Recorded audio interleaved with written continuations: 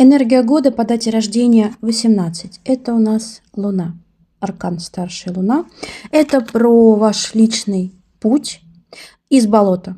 Из того, из чего вам пора уже выйти. То есть у вас уже энергия застоялась.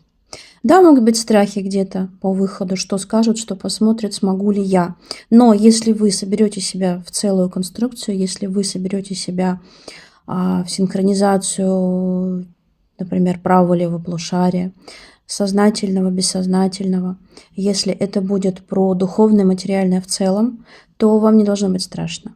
Поначалу, да, может быть беспокойство, может быть какие-то сомнения, но чем больше вы находитесь в том состоянии, в котором вы сейчас находитесь, если вы не выйдете из этого состояния, тем больше ваша энергия будет киснуть.